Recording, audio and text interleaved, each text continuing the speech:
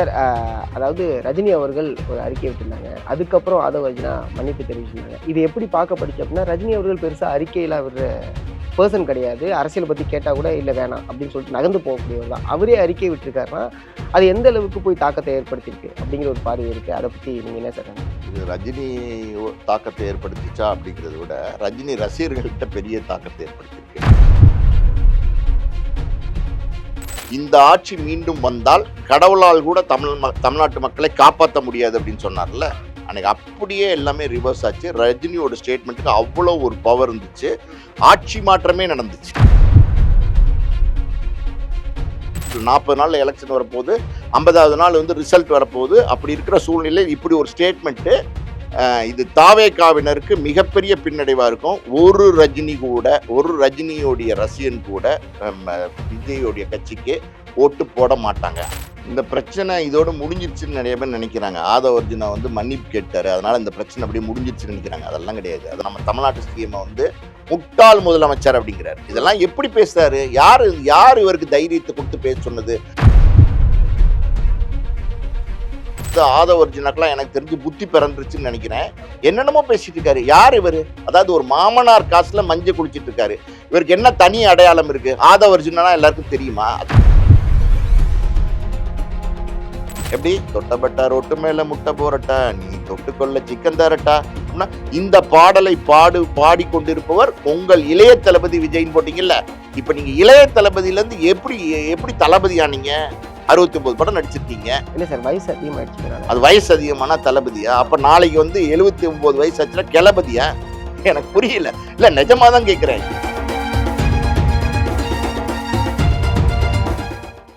Movie world media நேயர்களுக்கு வணக்கம். நான் உங்கள் சதீஷ். இன்னைக்கு நம்மளுடைய நேர்காணல யார் இருக்கா அப்படின்னா, ஆஸ்கார் மூவி ப்ரொடியூசர் பாலாஜி பிரபு, சினிமா விமர்சகர். வணக்கம் சார். வணக்கம் சார். அதாவது ரஜினி அவர்கள் ஒரு அறிக்கை விட்டிருந்தாங்க. அதுக்கப்புறம் ஆதவ் அர்ஜுனா மன்னிப்பு தெரிவிச்சிருந்தாங்க. இது எப்படி பார்க்கப்படுச்சு அப்படின்னா, ரஜினி அவர்கள் பெருசா அறிக்கையெல்லாம் விடுற பெர்சன் கிடையாது. அரசியல் பத்தி கேட்டா கூட இல்ல வேணாம் அப்படின்னு சொல்லிட்டு நகர்ந்து போகக்கூடியவர் தான். அவரே அறிக்கை விட்டிருக்காருன்னா, அது எந்த அளவுக்கு போய் தாக்கத்தை ஏற்படுத்தியிருக்கு அப்படிங்கிற ஒரு பார்வை இருக்கு. அதை பத்தி நீங்க என்ன சார் நினைக்கிறீங்க? இது ரஜினி தாக்கத்தை ஏற்படுத்திச்சா அப்படிங்கிறத விட ரஜினி ரசிகர்கள்ட்ட பெரிய தாக்கத்தை ஏற்படுத்தியிருக்கு. அதாவது வந்து ரசிகர்கள்லாம் கொந்தளிக்க ஆரம்பிச்சிட்டாங்க. நிறைய பேர் பார்த்தீங்கன்னா பல இடங்கள்ல உண்ணாவிரம் விரதம் இருக்கிறதுக்கெல்லாம் ரஜினி கிட்ட பெர்மிஷன் கேட்க ஆரம்பிச்சிட்டாங்க. ரசிகர் மன்றத்தை சேர்ந்தவங்க நிறைய வால் போஸ்ட் ஒட்டியிருக்காங்க. இப்போ நீங்கள் நிறைய பார்த்தீங்கன்னா இப்போ ரூரல் பாண்டிச்சேரி இந்த பக்கம்லாம் போனீங்கன்னா, இந்த தஞ்சாவூர் வரைக்கும் நான் போனேன். ஒரு வெளியூருக்கு போயிருந்தேன். அப்போல்லாம் பார்த்தீங்கன்னா அதாவது வந்து காலம் பேசாது காத்திருந்து பதில் சொல்லும் அப்படின்னு ரஜினி ஃபோட்டோ போட்டு வால் போஸ்ட் ஒட்டியிருக்காங்க. எல்லா பக்கமும் பார்த்தீங்கன்னா பயங்கரமாக வால் போஸ்ட் ஸ்ப்ரெட் பண்ணி விட்டுருக்காங்க. ரஜினி ரசிகர்கள் வந்து பெருசாக கொந்தளிக்க ஆரம்பிச்சிட்டாங்கன்னு தெரிஞ்சதுக்கு அப்புறம் தான் ரஜினி வந்து பார்த்தீங்கன்னா ஒரு மறுப்புன்னு சொல்ல முடியாது, அது அறிக்கை. அந்த அறிக்கையுடைய சாராம்சம் ஒரே ஒரு லைன் தான். அதாவது காலம் பேசாது ஆனால் காத்திருந்து பதில் சொல்லும். அது தவிர வேற ஒண்ணுமே கிடையாது. அதுல வந்து என்ன சொல்லியிருக்காரு? யாரு? ஆதவ் அர்ஜுனா அப்படி பேசியிருக்காருன்னு குறிப்பிட்டிருக்காரு. வேற எதுவுமே சொல்லல. திட்டக்கிட்ட இல்லை, எதுவுமே கிடையாது. யார் வந்து அவருக்கு ஆதரவு தெரிவிச்சிருக்காங்களோ அவங்களுக்கு நன்றி சொல்லியிருக்காரு. அதுக்கப்புறம் பார்த்தீங்கன்னா காலம் பேசாது காத்திருந்து பதில் சொல்லும். இது எப்படி அப்படின்னா, நம்ம 1996ல ஒரு ஸ்டேட்மெண்ட் விட்டார்ல ரஜினி. அதாவது வந்து எலெக்ஷன் டயத்துல கரெக்டாக விட்டாரு. அன்னைக்கு வந்து பார்த்தீங்கன்னா ஏடிஎம்கே வந்து ஜெயிக்கிற மாதிரி ஒரு சூழல் இருந்துச்சு.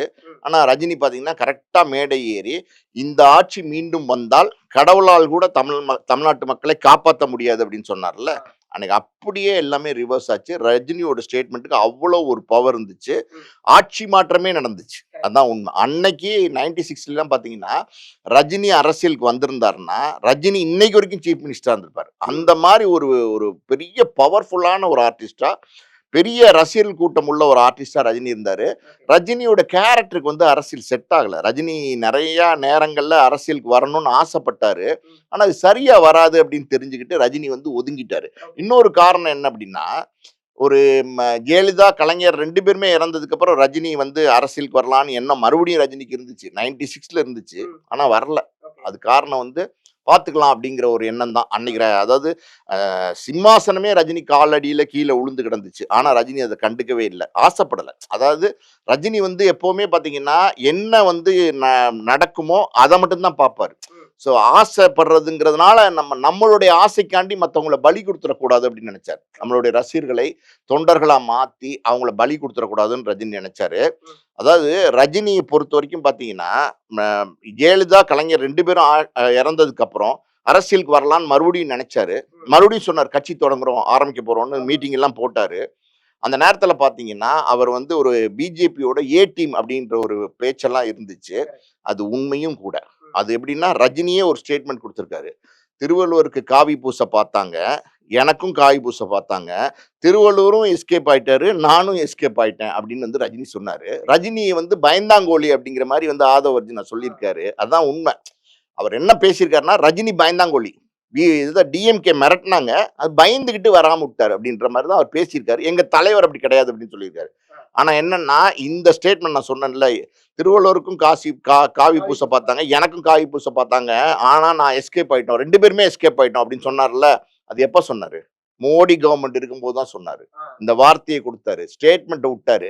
எப்படி பயப்படுற ஆளா இருந்தா ஒரு சென்ட்ரல் கவர்ன்மெண்ட் எதிர்த்து ஒரு சென்ட்ரல் கவர்ன்மென்ட்னுடைய பவர எதிர்த்து வார்த்தை சொல்ல முடியுமா? அதெல்லாம் ரஜினிலாம் பயப்பட மாட்டார் சார். ஜெயலலிதா எவ்வளவு பெரிய எவ்வளவு பெரிய அயர்ன் லேடி ஜெயலலிதா. ஜெயலலிதாக்கு எதிர்த்து வந்து அவர் சொன்னாரா இல்லையா? அன்னைக்கு ஸ்டேட்மெண்ட் 1996ல குடுத்தாரா இல்லையா? சார் ஒரு விஷயத்த நீங்க ரொம்ப தெளிவா பார்க்கணும். ரஜினி ரசிகர்கள் வந்து டை ஹார்ட் ரஜினி ரசிகர்கள் சார். ரஜினிக்காண்டி உயிரை கூட குடுப்பாங்க. ரஜினி மாரி ஒரு பர்சனாலிட்டி, அந்த ரஜினியோடைய அந்த அந்த அந்த கட்டமைப்பு, ரசிகர்கள் மன்ற கட்டமைப்பு இருக்கு பார்த்தீங்களா? அது அப்படியே இருக்கு. 50 வருஷமா கலையாம, யாருமே கலைச்சிராம அது வந்து ரஜினி மெயின்டெயின் பண்ணிட்டு இருக்காரு. 50 வருஷத்துக்கு முன்னாடி பைரவி படம். அதான் ரஜினியோட ஃபர்ஸ்ட் படம். அது வந்து ஹீரோவா நடிச்சது. சூப்பர் ஸ்டார் அப்படிங்கிற பட்டத்தை வந்து அன்னைக்கு வந்து வால் போஸ்ட்ல எல்லாம் வந்து தானு குடுத்தாரு. அன்னைக்கு அந்த பட்டம் வேணான்னு ரஜினி சொன்னார். ஆமா. சூப்பர் ஸ்டார் பட்டம் வேணான்னு சொன்னார். காரணம் என்ன தெரியுமா? எம்ஜிஆர், சிவாஜி எல்லாம் பெரிய பெரிய ஆளுமைகள் இருக்காங்க. அந்த காலகட்டத்துல வந்து இந்த பட்டம் எனக்கு சரியா வராது, வேண்டாம். முன்னோடிகள்லாம் இருக்காங்க, பெரிய பெரிய நடிகர்கள்லாம் இருக்காங்கன்னு ரஜினி வேணான்னாரு. அத வேண்டான்னு தவிர்க்க பார்த்தாரு. ஆனா அத தவிர்க்க முடியல. அது தவிர்க்க முடியாத ஒரு பட்டமா கிட்டத்தட்ட 50 வருஷத்துக்கு மேல ரஜினி கிட்ட இருக்கு. அந்த பட்டத்த அவர் ஒரு ஸ்டேஜ்க்கு மேல தக்க வைக்க ஆரம்பிச்சிட்டார். தக்க வச்சுக்கிறாரு. இன்னைக்கு பாருங்களேன், ரஜினி வந்து 75 வயசு. 75 வயசுல இந்திய சினிமாலே ஒரு நடிகர் இவ்ளோ கரிஷ்மாவோட, இவ்ளோ பெரிய சம்பளம் வாங்கக்கூடிய ஒரு நடிகரா, இவ்ளோ வந்து புரொடக்ஷன் காஸ்ட், இவ்ளோ பிசினஸ், ஓப்பனிங் ரஜினி படத்தினுடைய ஓப்பனிங் எப்படி இருக்கும்? அத்ரி புதிரியா இருக்குல்ல. ஆனா ஒரு 25 வயசு ஒரு இளைஞனுக்கு ஒரு ஓப்பனிங் என்ன இருக்குமோ, அந்த ஓப்பனிங்க 75 வயசுலயும் கொண்டு வராரு ரஜினி. 50 வருஷமா அத மெயின்டெயின் பண்ணிட்டு வராரு ரஜினி. இதெல்லாம் தான் ரஜினியுடைய அந்த ரஜினி அப்படின்னா, அது ஒரு காந்த சக்தி மாரி. அந்த அவருடைய வார்த்தைக்கு அவ்வளோ ஒரு பவர் இருக்கு. 96ல எப்படி வந்து அந்த ஆட்சி மாற்றம் ஏற்பட்டுச்சோ அந்த ஸ்டேட்மெண்ட், அதே மாரி இப்போ வந்து காலம் பேசாது காத்திருந்து பதில் சொல்லுங்கிறது நல்லா தெளிவா பாருங்களேன். காலம் பேசாது காத்திருந்து பதில் சொல்லும். என்ன ஆகப்போகுது? இப்ப 2 மாசத்துல, ஏன் 2 மாசத்துல 40 நாள்ல எலக்ஷன் வரப்போகுது. 50வது நாள் வந்து ரிசல்ட் வரப்போகுது. அப்படி இருக்கிற சூழ்நிலையில் இப்படி ஒரு ஸ்டேட்மெண்ட், இது தாவேகாவினருக்கு மிகப்பெரிய பின்னடைவா இருக்கும். ஒரு ரஜினியோடைய ரசிகன் கூட விஜயோடைய கட்சிக்கு ஓட்டு போட மாட்டாங்க. அடிச்சாலும் அடிச்சாரு, ஆணி அடிச்சாரு, நெத்தி அடியா அடிச்சாருன்னு சொல்லுவாங்கல்ல, மாதிரி இவர் நெத்தியிலே அடிச்சிட்டாரு ஆணிய. அதுல நெறைய டீகோட்லாம் பண்ண ஆரம்பிச்சாங்க. இந்த பிரச்சனைய இதோட முடிக்கலாம். இல்ல தொடங்கலாம். அப்படிங்கிறதுக்கு அந்த புள்ளி ஒண்ணு வச்சிருக்காரு. அந்த புள்ளி வச்சு அத போட்டிருக்காரு. அப்படிங்கிற ஒரு விஷயங்கள சொல்ல ஆரம்பிச்சாங்க. அத நீங்க எப்படி சார் பார்க்குறீங்க? இந்த பிரச்சனை இதோட முடிஞ்சிருச்சுன்னு நெறைய பேர் நெனைக்கிறாங்க. ஆதவ அர்ஜுனா வந்து மன்னிப்பு கேட்டாரு. அதனால இந்த பிரச்சனை அப்படியே முடிஞ்சிருச்சுன்னு நெனைக்கிறாங்க. அதெல்லாம் கிடையாது. அதாவது நீங்க வந்து எப்படின்னா, அ ரோட்ல போறவன, "டேய் இங்க வாடா" அப்படின்னு கூப்பிட்டு, வாய் ஃபுல்லா பீடா போட்டு, அந்த பீடா எச்சி இருக்கு பார்த்தீங்களா, அந்த மூஞ்சியிலே இப்படி வந்து புளிச்சுன்னு துப்பிட்டு, "தெரியாம துப்பிட்டேன், சாரின்னா" ஒத்துப்பாங்களா? ஒரு சாமானியனே என்ன பண்ணுவான்னா, வச்சு செஞ்சுருவான். நீங்க யார தொட்டிருக்கீங்க? ஒரு சாம்ராஜ்யத்த தொட்டிருக்கீங்க. ரஜினிங்கிறவர் எவ்வளோ பெரிய பவர்ஃபுல்லான ஸ்டாரு. ரஜினிங்கிறவர் எவ்வளோ பெரிய பவர்ஃபுல்லான ஆளுமை. அதாவது எப்படின்னா சார், ரஜினி வந்து சினிமா நடிகர். அரசியலுக்கு வரணும்னு நெனைச்சாரு, வரல. ஆனா, இன்னைக்கு ரஜினி நெனைச்சா பிஎம் ஓட பேச முடியும். எந்த ஸ்டேட் சிஎம் ஓடையும் பேச முடியும். யாரோட வேணா பேச முடியும். ரஜினி பேசணும்னு ஆசைப்படுறாருன்னு கால் பண்ணா, யார் வேணா ஆப்போசிட்ல லைன்ல வருவாங்க. சொல்லுங்க ரஜினி சார்ன்னு சொல்லுவாங்க. அந்த மாரி ஒரு ஆளுமையா வந்து ரஜினி சார் இருக்காரு. கிட்டத்தட்ட பார்த்தீங்கன்னா, ஒரு கிங் மேக்கர் தான். ரஜினி எல்லாம் ஒரு கிங் மேக்கர் தான். ஆதவ் அர்ஜுனாலாம் வந்து பார்த்தீங்கன்னா, இன்னைக்கு என்ன வேணாலும் வாயில வந்து பேசலாம்னு நினைக்கிறாரு. ஒரு ஒரு எலக்டட் சிஎம், நம்ம தமிழ்நாட்டு சிஎம்ம வந்து முட்டாள் முதலமைச்சர் அப்படிங்கிறாரு. இதெல்லாம் எப்படி பேசுறாரு? யாரு இவருக்கு தைரியத்த குடுத்து பேச சொன்னது? ஆதவ் அர்ஜுனாவோட வயசு என்ன? நம்மளோட சிஎம்மோட வயசு என்ன? ரஜினியோட வயசு என்ன? அவரோட வயசு என்ன?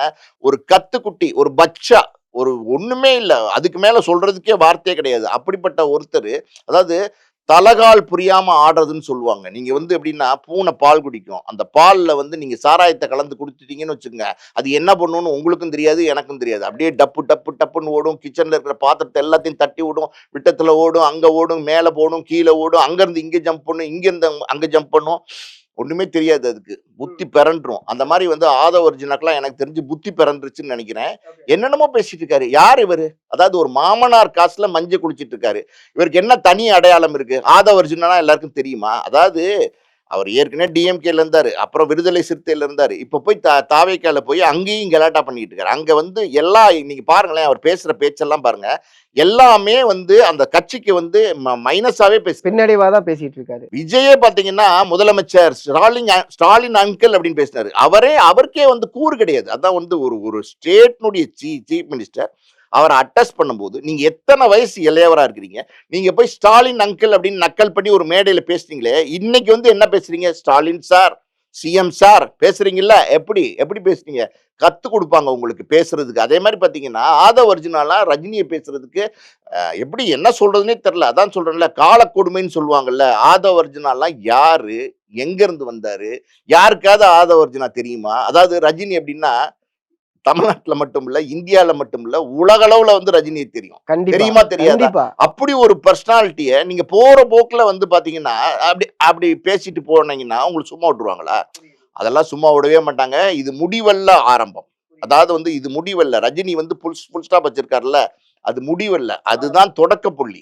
இனிமே வரப்போற எலக்ஷன்ல ரஜினியுடைய ரசிகர்கள் எப்படியெல்லாம் வந்து தாவேகாக்கு எதிர்ப்பா ஒர்க் பண்ண போறாங்கன்னு பாருங்க. தாவேகாவுடைய ஓட்டு சதவீதம் எப்படியெல்லாம் குறைய போகுதுன்னு பாருங்க. ரஜினியை வந்து டச் பண்ணதுனால. அதாவது ரஜினிக்கு சாதாரணமா கிடையாது சார். தமிழ்நாட்டுல 50 வருஷமா இருக்காரு. 50 வருஷமா ஒரு பெரிய ஆளுமையா இருக்கிறவரு. அவருக்கான ஒரு பெரிய ரசிகர் பட்டாளமே இருக்காங்க. அதாவது 1000த்துல இல்ல, லட்சத்துல, கோடிகள்ல இருக்கிறாங்க. அப்படி இருக்கும்போது அந்த அத்தனை பேரும் ரஜினியோட ரசிகர்கள். அந்த ரசிகர்கள் 50 வருஷமா ரஜினி ரசிகர்கள். அந்த அந்த ரசிகர்கள் யாருமே வந்து தாவேக்காக்கு ஓட்டு போடலைன்னா, விஜய்க்கு ஓட்டு போடலைன்னா, அப்புறம் அந்த கட்சி எப்படி வந்து பெரிய லெவல்ல வந்து வெற்றி அடையறதுக்கு வாய்ப்பு இருக்கு. ஆல்ரெடி அந்த கட்சி வெற்றி அடைய போறது இல்ல. நிச்சயமா பெரிய வாக்கு சதவீதம் வாங்க போறது இல்ல. அது அன்டெஸ்டட் பார்ட்டி அதாவது வெறித்தனமான ஒரு கூட்டம் சார். அந்த வெறித்தனமான கூட்டத்தை வச்சுக்கிட்டு இவங்கெல்லாம் எப்படின்னா, அந்த கட்சியில இருக்கவங்க எல்லாம் வெறியாட்டம் போடுறாங்க. ஆக்சுவலி புஷ்யானந்த் மட்டும்தான் எனக்கு தெரிஞ்சு நிதானமா இருக்காரு. விஜய்க்கு நிதானமே கிடையாது. ஆதவ அர்ஜுனாக்கு சுத்தமா நிதானமே கிடையாது. 2 பக்கமா சொல்லலாம். ஆதவ அர்ஜுனாக்கு விஜய்க்கு நிதானமே கிடையாது. விஜய்க்கு சுத்தமா நிதானமே கிடையாது. அந்த அளவுக்கு பாத்தீங்கன்னா, ஒரு யோசனை வேண்டாமா? ரஜினியை பத்தி பேசுறாரு ஆதவ அர்ஜுனா. விஜய் கூப்பிட்டு, ஏங்க என்னங்க இப்படி பண்ணி வச்சிருக்கீங்க? பேசின மறு நிமிஷம் 1 ஹவர்ல வந்து மறுப்பு கொடுங்க, மன்னிப்பு கொடுங்கன்னு சொல்லியிருக்கணுமா வேணாமா? எதுக்கு 4, 5 நாளு? ரஜினி வந்து ஒரு ஒரு ஒரு அறிக்கை அறிக்கை கொடுத்ததுக்கு அப்புறம் நீங்க வந்து பயந்து போய் நீங்க வந்து உடனே வந்து மன்னிப்பு கேட்கறீங்களே பகிரங்கமா. போறோம் வரவன்லாம் கூப்பிட்டு பலார் பலார் நனைஞ்சிட்டு எல்லா வேலையும் முடிச்சுட்டு மன்னிச்சுங்க சார், மன்னிச்சிருங்க, தெரியாம பேசிட்டேன். இது வழக்கமா பாத்தீங்கன்னா நிறைய பேர் பண்ணிட்டு வராங்க சார். இப்ப சிவி சண்முகம் பாத்தீங்கன்னா ஒரு சர்ச்சையில சிக்கினார் அந்த நயன்தாரா மேட்டர்ல. அதே மாதிரி திண்டுக்கல் சீனிவாசன் நேத்து பேசியிருக்காரு பாத்தீங்களா? அதான் சேலை கொடுத்துருக்காங்க. எப்ப பாவாடை வந்து இல்லாம எப்படி சேலை கட்டுறது? இதெல்லாம் எப்படி வந்து பேசுறாங்க? ஒரு ஒரு ஒரு மினிஸ்டரா ஒரு இருக்கிறவங்க, ஒரு மேடை அரசியல் நாகரிகமே பெரிய இல்லாம தலைவரா போயிட்டோம். இருக்கிறவங்க. இல்லங்க, இவங்கெல்லாம் எப்படின்னா, இவங்கெல்லாம் வந்து புதுசா அந்த கட்சிக்குள்ள வந்தவங்களா கிடையாது. ஆதவ அர்ஜுனா பேசுற மாதிரி இருக்கு. இவங்கெல்லாம் எப்படி எப்படி எல்லாம் பேசலாம்? இவங்கெல்லாம் வந்து ஏற்கனவே அந்த ஒரு ஒரு அமைச்சரா இருந்தவங்க, பெரிய பொறுப்புல இருந்தவங்க, கட்சி தலைமையில இருந்தவங்க, அந்த மாதிரிலாம் இருக்கிறவங்க இப்படி எல்லாம் வந்து பேசுறாங்களே. சிவி சண்முகம் வந்து மன்னிப்பு கேட்கிறாரு. என்ன வேணாலும் பேசுறாங்க சார். என்ன வேணாலும் பேசிட்டு சர்ச்சையானோன்னு பாத்தீங்கன்னா என்ன மன்னிச்சிருங்கிறாங்க. இது வந்து ஒரு நியாயமான விஷயமா? ஆக்சுவலி பாத்தீங்கன்னா கட்சி வந்து நடவடிக்கை எடுக்கணும். கட்சி வந்து நடவடிக்கை எடுக்கணும். சிவாஜி கிருஷ்ணமூர்த்தி மேல கட்சி நடவடிக்கை எடுத்தாங்களா தப்பா பேசினப்ப, அந்த மாதிரி கட்சி நடவடிக்கை எடுக்கணும். கட்சி நடவடிக்கை எடுக்காத வரைக்கும் இவங்கெல்லாம் அவங்க பேச்சை குறைக்க மாட்டாங்க. விஜய் எல்லாம் வந்து பாத்தீங்கன்னா ஆதவ அர்ஜுனா பேசணும்னு கூப்பிட்டு கண்டிச்சிருக்கணும். உடனே ஒரு மன்னிப்பு அறிக்கை விட சொல்லி கேட்டிருக்கணும். அதுக்கு மேல ஒரு படி விஜய் பண்ணிருக்கணும். அது என்ன அப்படின்னா, விஜயே பாத்தீங்கன்னா இந்த மாதிரி என்னுடைய கட்சியில முக்கிய பொறுப்புல இருக்கிற ஆதவ அர்ஜுனா அப்படி பேசிட்டாரு. அவரு ஏதோ ஒரு நோக்கத்தோட பேசல. உள்நோக்கம் அவருக்கு ஒண்ணும் கிடையாது. அவர் யதார்த்தமா ஏதோ மேடையில பேசிட்டாரு. அது தப்பு தான். அது மன்னிப்பு கேட்டுக்கிறேன். நானுமே வந்து ஒரு தலைவரா அதுக்கான பொறுப்பை வந்து ஏத்துக்கிறேன். நானுமே வந்து ரஜினி சார்ட்ட வந்து மன்னிப்பு கேட்டுக்கிறேன். ரஜினி சார் பேசுனது தப்புன்னு விஜய் சொல்லிருக்கணும். விஜய் எப்படி சொல்லுவாரு? விஜயே போய் மேடை ஏறி பேசுறாரு. என்ன சொன்னாரு? நீங்க பேசினார்ல கொஞ்ச நாளைக்கு முன்னாடி. அதாவது நான் அரசியலுக்கு வரும்போது பாத்தீங்கன்னா, அதாவது இவன்லாம் அரசியலுக்கு வரமாட்டான். அவர் வரேன்னு சொன்னாரு. இவர் வரேன்னு சொன்னாரு. ஆனா வந்து அவங்கலாம் வரல. ஆனா நான் நான் நான் வந்து இன்னைக்கு வந்திருக்கேன். பெரிய படைபலத்தோட வந்திருக்கேன் அப்படிங்கிறாரு. நான் ரிட்டயர் ஆனதுக்கு அப்புறம் ஆ அரசியலுக்கு வரல அதுதான் முக்கிய வார்த்தை. அப்படின்னு சொல்றாரு. அப்பன்னா யார் ரிட்டயர் ஆனா? ரஜினியும் கமலையும் சொல்றாரு. ரஜினி கமலும் ரிட்டயர் ஆயிட்டாங்களா? நான் இப்போ கேட்கிறேன். வரைக்கும் ரஜினி குடுத்துட்டு கமலும் இருக்காங்களே. ரிட்டயர் ஆயிட்டாங்களா? இல்லையே. கமல் அரசியலுக்கு வந்திருக்காரு. ரிட்டயர் ஆயிட்டதுக்கு அப்புறம் வந்திருக்காரா? இப்போ வரைக்கும் படம் நடிக்கிறாருல்ல. விக்ரம்னு ஒரு சூப்பர் டூப்பர் படம் கமலால நடிக்க முடியுதுல்ல. இன்னைக்கும் வந்து கமல் மாதிரி ஒரு ஆளுமை. அவர் அரசியல்ல வெற்றி அடைஞ்சாரா, தோத்தாரா அதெல்லாம் விட்டுருங்க சார். கமல் அப்படின்னா கமல் மாதிரி ஒரு ஆளுமை தமிழ்நாட்டுல அவரை மாதிரி ஒரு அறிவாளி, புத்திசாலி, திறமைசாலி யாராவது இருக்காங்களா? எல்லாரும் எல்லா துறையிலையும் சோபிக்க முடியாது. அது கால நேரம், அது அந்த சூழ்நிலை எல்லாமே சேர்ந்து தான் ஒருத்தனுடைய வெற்றி. அப்படி இருக்கும்போது கமலை வந்து விமர்சனம் பண்றாரு. கமல் உங்களுடைய மூத்த நடிகர் தானே. எத்தனை வருஷமா கமல் நடிச்சிட்டு இருக்காரு? களத்தூர் கடமால இருந்து நடிச்சிட்டு இருக்காரு. 5 வயசுல இருந்து நடிச்சிட்டு இருக்காரு. இன்னைக்கு அவருக்கு வந்து பாத்தீங்கன்னா 70 வயசு. 65 வருஷத்துக்கு முன்னாடியே சினிமா துறைக்கு வந்தவர். நீங்க வந்து ஒரு 30, 33 வருஷம் தான் ஆகுது. ரஜினி எப்போ வந்தாரு? 75ல ரஜினி வந்து சினிமா துறைக்கு வந்தாரு. இன்னைக்கு எத்தனை வருஷத்து? 51 வருஷம் ஆச்சு. இத்தனை வருஷங்கள் வந்து சினிமா துறையில உங்க முன்னோடியா இருக்காங்க. நீங்க யாரை பார்த்து சினிமாக்கு வந்தீங்க? நீங்க யாரை பார்த்து சினிமாக்கு வந்தீங்க? நீங்க வந்து உங்களுக்கு ஆரம்பத்துல ஒரு 4, 5 படம் ஓடுனதுக்கு அப்புறம் அது பூ உனக்காக, காதலுக்கு மரியாதை எல்லாம் ஓடுனதுக்கு அப்புறம் கில்லி எல்லாம் நடிக்கிற காலகட்டத்திலேயே நீங்க ரஜினிய இன்ஸ்பயர் பண்ண ஆரம்பிச்சீங்க. ஆமா. ரஜினியோட பாடல்களே வருமே. அதான் சார் சொல்றேன். பல படங்கள்ல ரஜினியோட டயலாக் பேசியிருக்காரு. ரஜினி தலைவர்னு பேசியிருக்காரு. சூப்பர் ஸ்டார்னு பேசியிருக்காரு. ரஜினி மிஞ்சிய ஆள் கிடையாதுன்னு பேசியிருக்காரு. இவரே பேசியிருக்காரு. எல்லாமே இவரே பேசியிருக்காரு. இவர் வந்து ரஜினியோட ஸ்டைலு, லுக்கு, வாக்கு, பெர்ஃபார்மன்ஸ், ரஜினியோட மாசு, ரஜினியோட ஹியூமரு, ரஜினி என்னென்ன செய்றாரோ அதை அப்படியே காப்பி அடிச்சு, அதாவது வந்து உறிஞ்சி எடுக்கிறதுன்னு சொல்லுவாங்கல்ல, அந்த மாதிரி உறிஞ்சி எடுத்து தான் நீங்களே உங்களை ஒரு பெரிய நடிகரா வந்து கொண்டு வந்து உட்கார வச்சுக்கிட்டீங்க. ரஜினிக்கு சமமான நடிகர் நீங்க நினைக்கிறீங்க. ரஜினிக்கு சமமான நீங்க நடிகரா என்னைக்குமே வர முடியாது. ரஜினி அவர் இருக்கிற வரைக்கும் 75 வயசுல வந்து தன்னை வந்து ஒரு சூப்பர் ஸ்டாரா தக்க வச்சிட்டு இருக்காரு. நீங்க எல்லாம் 75 வயசுல எல்லாம் ஒரு நடிகனா நடிக்க முடியுமா? ரஜினிக்கு தலையில முடி இல்ல. ஆனா வந்து பாருங்க ஒரு சூப்பர் ஸ்டார். அவர் கவலையே படலங்க. பால்ட் ஹெட் நடந்து போயிட்டே இருக்காரு. ஒரு பேக்க போடுறாரு, ஒரு டி-ஷர்ட்ட போடுறாரு, ஒரு ஜீன்ஸ போடுறாரு, ஒரு செருப்ப போடுறாரு. கையில ஒரு சிம்பிளான ஒரு வாட்ச் நடந்து போயிட்டே இருக்காரு. எங்கேயாவது தங்கம், கிங்கம், இந்த மோதிரம், அந்த மோதிரம் ஏதாவது போட்டு அல்டாப் கில்டாப்லாம் ரஜினி பண்ணியிருக்காரா? அந்த கார்ல வந்து இறங்குறேன், இந்த கார்ல வந்து இறங்குறேன் ரஜினி மாஸ்க் கட்டியிருக்காரா? நீங்க வந்து ஒரு சிபிஐ அலுவலகத்துக்கு போறீங்களே, வெக்கமா இல்ல உங்களுக்கு? சிபிஐ அலுவலகத்துல இருந்து வெளில வரும்போது ஓப்பன் கார் எடுத்துட்டு போய் இதெல்லாம் திட்டமிட்டதுங்க. திட்டமிட்டது. பிரச்சார வேன்ல எப்படி ஓப்பன்ல ஏறி கை காட்ட முடியுமோ அதே மாதிரி ஒரு ஓப்பன் கார், மேல ஓப்பன் இருக்கிற கார் எடுத்துட்டு போய் நின்னு கை காட்டிட்டு வரீங்களே. முதல் தடவை போனப்ப கை காட்டிட்டு வர வேண்டியதானே? 2வது தடவை போனப்ப கை காட்டிட்டு வர வேண்டியதானே? ஏன் 3வது தடவை கை காட்டிட்டு வரீங்க? அங்க இருந்து உங்களுக்கு கிரீன் சிக்னல் கிடைச்சிருச்சு. முழுக்க முழுக்க பிஜேபியோட பி டீமா செயல்படுறதுக்கு வந்து இவருக்கு வந்து அக்செப்டன்ஸ் கொடுத்துட்டாங்க. நீங்க வந்து நாங்க சொல்ற ஆட்களை எல்லாம் கேண்டிடேட்டா நிறுத்துங்க. நாங்க எந்தெந்த தொகுதியில யார் யார சொல்றோமோ நீங்க நிறுத்துங்க. ஓகேவா அப்படின்னு கேட்டோன்னா ஓகே ஓகே டபுள் ஓகே அப்படின்னு சொல்லிட்டு அதாவது வந்து அதாவது சேர்ந்துட்டாராம். அதாவது அங்க சேர்ந்துட்டாராம். பவர் சென்டரோட இவர் சேர்ந்துட்டாராம். இனிமே அவருக்கு எதுவுமே கிடையாதான். சிபிஐ விசாரணை அது இதெல்லாம் கிடையவே கிடையாதான். அதனால பாத்தீங்கன்னா கார்ல ஏறிட்டு கை காமிச்சிட்டு வராரு. நீங்க போறது சிபிஐ விசாரணைக்கு. நீங்க என்ன மாநாட்டுக்கு போயிட்டு வந்திருக்கீங்களா? இல்ல வந்து நீங்க பெரிய சாதனை பண்ணிட்டு என்ன அவார்டு வாங்கிட்டு வந்திருக்கீங்களா? இல்ல வந்து விசாரணைக்கு போயிருக்கீங்க. அஜித் வந்து கார் ரேஸ்ல வந்து கப்பு வாங்கினார்ல, அந்த மாதிரி கப்பு வாங்கிட்டு வந்திருக்கீங்களா? நீங்க என்னதான் போய் அந்த சிபிஐ அலுவலகத்துல உட்கார்ந்து பேசிட்டு காலையில இருந்து வந்து 10 மணில இருந்து 5 மணி வரைக்கும் உங்களை முட்டி போட்டு உட்கார வச்சிருந்தாங்க முட்டி போட்டு. அதான் முட்டி உண்மை. போட்டியா சார்? முட்டி போட்டு தாங்க. என்னங்க முட்டி போட்டு தானே இப்ப உட்காரணுமே.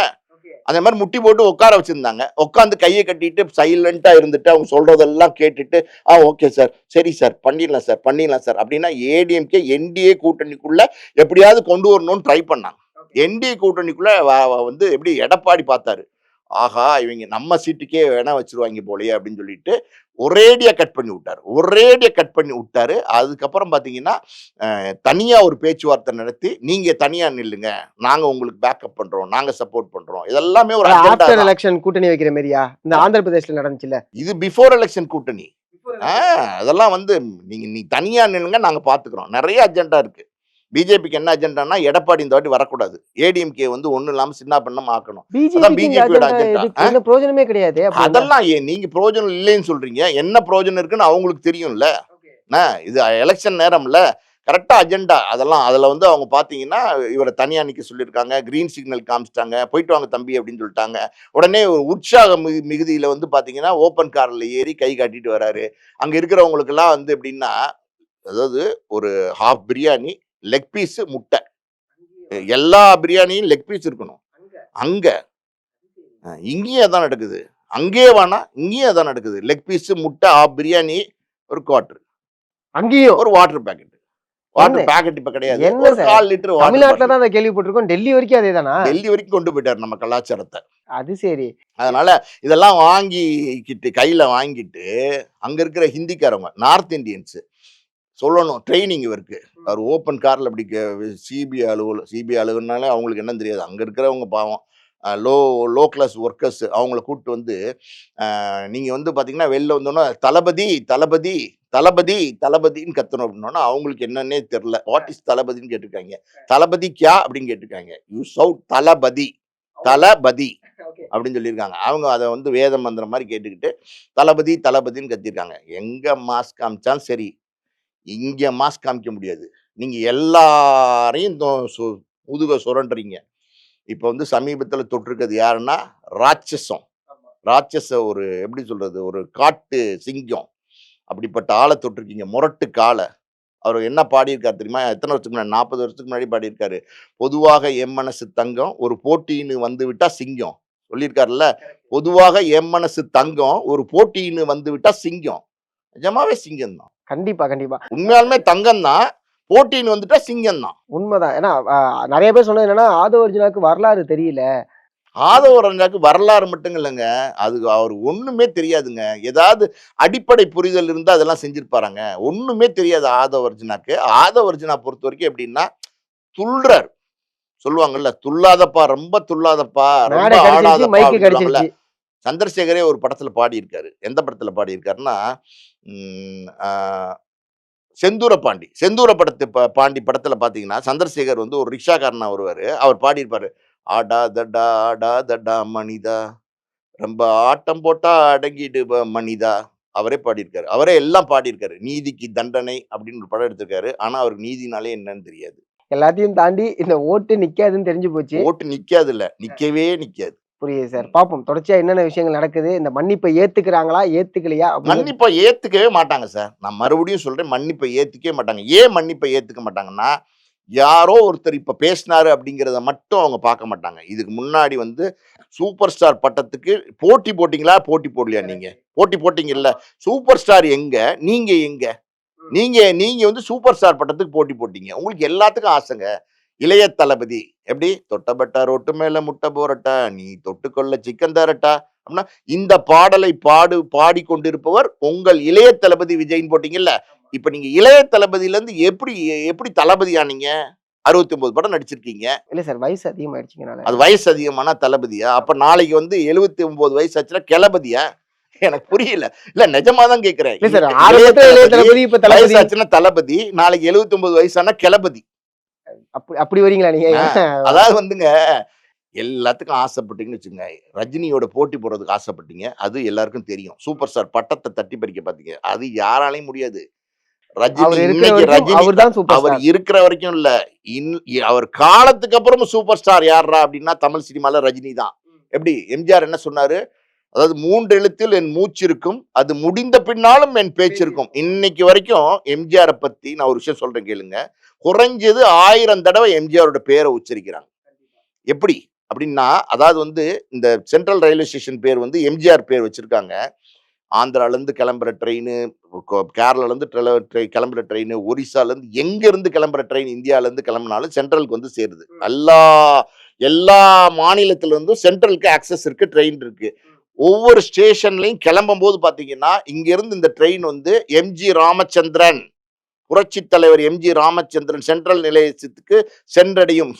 ஹிந்தியா இருக்கலாம், இங்கிலீஷா இருக்கலாம், தமிழா இருக்கலாம். ஆனா சொல்றாங்களா இல்லையா? எம்ஜி ராமச்சந்திரன் அடுத்த ஸ்டேஷனுக்கு வரும். எப்படி?